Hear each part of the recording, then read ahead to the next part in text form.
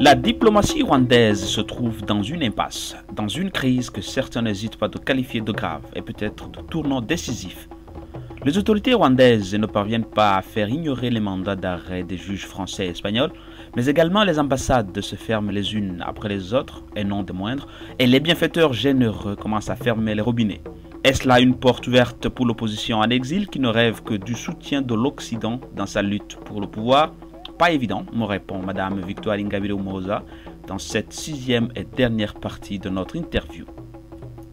Le Rwanda est en train de traverser une situation diplomatique sans précédent. L'ambassade de l'Allemagne au Rwanda est fermée.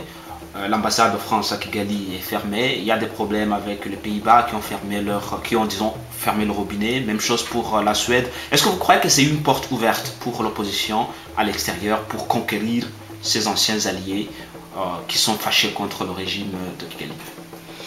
Je ne crois pas qu'il y a tous ces pays occidentaux que vous venez de citer, ce sont des pays qui nous aident au développement. Mais ce que je dis toujours aux Rwandais, il faut d'abord compter avec nos propres forces. Donc, c'est-à-dire qu'on ne va pas se bagarrer avec le FPR sur le terrain de la Hollande, de l'Allemagne, de qui que ce soit. Mais ce que j'aimerais bien, c'est que les Rwandais comprennent d'abord que les problèmes que nous avons, c'est nous-mêmes qui vont les résoudre et que l'aide qui vient de ces autres pays doivent d'abord venir appuyer les efforts que nous-mêmes nous devons mener. Alors, le monde s'apprête à avoir un président américain noir, Barack Obama. Vous avez dit sur Radio N, une station néerlandaise, que vous l'avez rencontré, lui et son équipe. Qu'est-ce que vous lui avez dit ou qu'est-ce que vous leur avez dit et qu'est-ce qu'ils vous ont dit? Je n'aime pas parler dans les médias les personnes avec qui je rencontre, avec qui je fais quoi que ce soit, c'est parce que, comme vous le savez, nous allons participer aux élections de 2010 et notre but, c'est de gagner ces élections. Alors, pour gagner ces élections, nous avons besoin d'entretenir des relations politiques avec des personnalités qui peuvent nous aider à arriver à notre objectif, principalement qui est vraiment d'introduire le système démocratique au Rwanda et surtout qui doivent appuyer de façon que les élections de 2010 se passent dans la transparence, dans la liberté et dans la sécurité de tout le monde.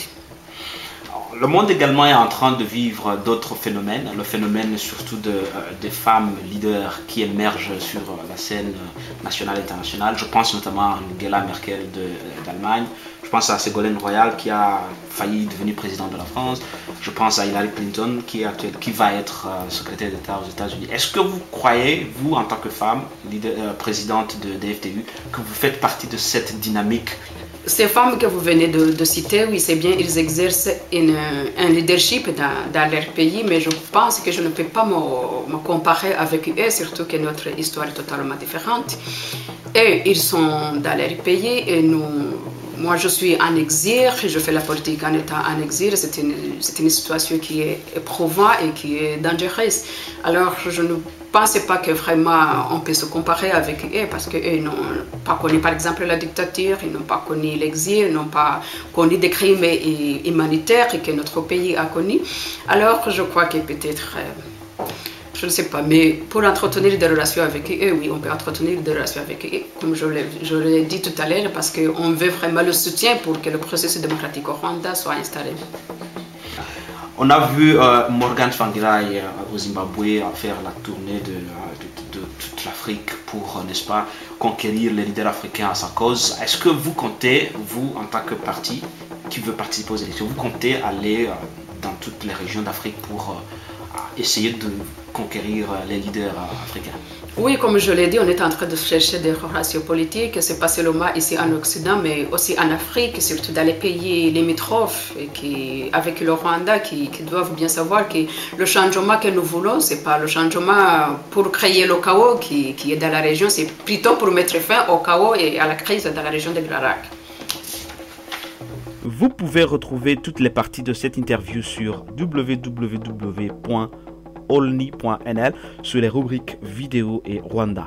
Notez bien que olni.nl ne vise aucun but idéologique et ne vise qu'à tenter de comprendre le passé et le présent du Rwanda.